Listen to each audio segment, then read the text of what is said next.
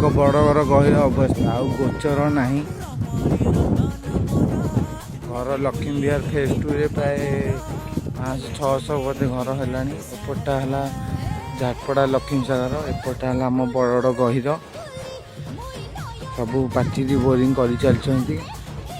ବହୁତ ଜଲ୍ଦି ଗୋଚର ତ ସରିବ, ଆଉ ସରୁ, ଯାହା ଭଗବାନଙ୍କ ଇଚ୍ଛା। ଗାଇସ୍, ଆମର ଆଜି ଗୋଟେ ମଇଁଷି ଜନ୍ମ କରିବାର ଅଛି। ମୁଁ ଆଇଛି ବିଲକୁ, ଦେଖିବି ମଇଁଷି କୋଉଠି ଜନ୍ମ କରିଛି। ଏ ଦେଖ ଆମର କେମିତି ବଡ଼ ବଡ଼ ଗହୀର।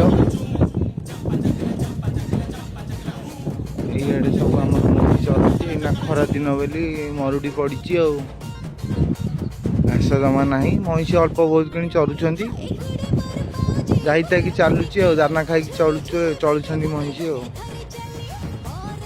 ଦେଖିପାରୁଥିବ ତ।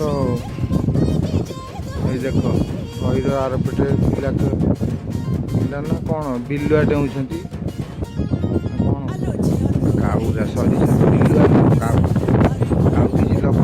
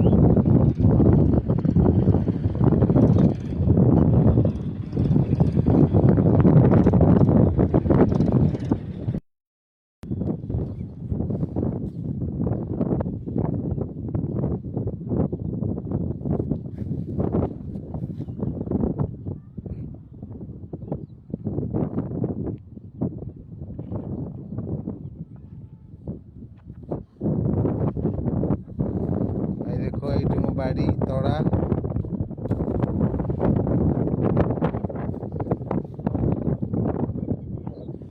ଏଇଠି ମୋ ମଇଁଷି, ମାନେ ମୋ ବାପାଙ୍କ ମଇଁଷି, ମୋର ଆଜି ଯାଏଁ ହେଇନି। ମୁଁ ଖାଲି ସେ ବାଛୁରୀଟା ଗୋଟେ ମଇଁଷିଟା ଗୋଟେ ଜନ୍ମ କରିବାର ଅଛି ବୋଲି ଆସିଛି, ନହେଲେ ମୁଁ ଆସେନି ଜମା। ମାନେ ବେଳେବେଳେ ଆସେ, କିନ୍ତୁ ଗହୀରକୁ ଆସେନି। ଆଜି ଆସୁଛି। Thank you for watching. ନେଇକି ଆଣିବାକୁ ଯାଇଥିଲି ମଇଁଷିଟାକୁ।